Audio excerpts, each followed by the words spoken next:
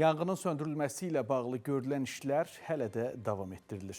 Ölkənin ən böyük logistika mərkəzlərindən birinin anbarında baş verən güclü yanğın ciddi fəsadlara səbəb olub. Bir neçə hektar ərazini əhatə edən mərkəzdə alov qısa zamanda geniş sahəyə yayılıb. Hadisə nəticəsində anbarlarda saxlanılan çoxsaylı məhsullar yararsız vəziyyətə düşüb. Obyektə küllü miqdarda ziyan dəyib.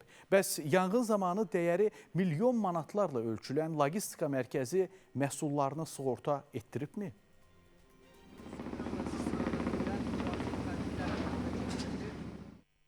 İlkin məlumata görə logistika mərkəzinin anbarında bir neçə ildir ki, ölkənin iri şirkətlərinə məxsus məhsullar saxlanılır və buradan müxtəlif satış nöqtələrinə paylanılırdı.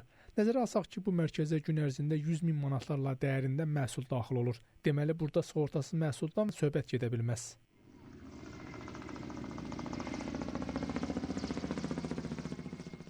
Yanğın zamanı məhsullara zərər görən şirkətlərdən birinə sorğu ünvanladıq. Bildirildi ki, şirkət həmin anbarı müqavilə əsasında icarəyə götürüb. O ki qaldı yanan məhsulların sığortasının olub-olmamasına.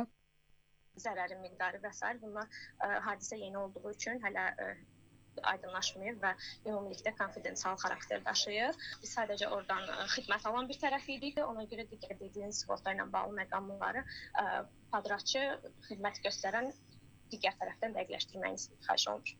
Sığorta eksperti Ləman Babayeva deyir ki, hazırda ölkəmizdə daşınan və daşınmaz əmlakların sığortası 3 formada mümkündür. Anbarlarda və satış məntəqələrində saxlanılan malların yanğın, partlayış və digər risklərdən qorunması üçünsə qanunvericilik əmtəə və məhsul sığortasının tətbiqinə imkan verir. Həm daşınmaz əmlakın icbari sığortası, həm də üçüncü şəxslər qarşısında daşınmaz əmlakın mülki məsuliyyətinin icbari sığortası olmalıdır. Bir də anbar hissədə yanğın baş veribdir. Anbar hissəyə bu iki məhsulla bərabər həmçinin daşınan əmlakın da sığortası mütləqdir.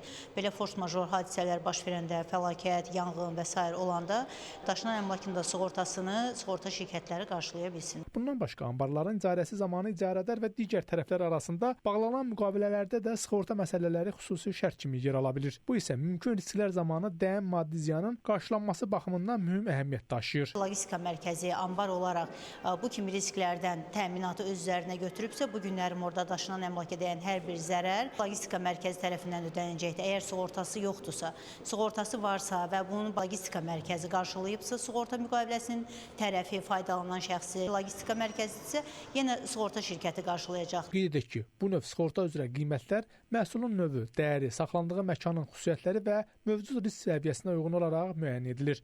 Rəşad Vəkiloğlu, Bəkir Həşimov, Space xəbər.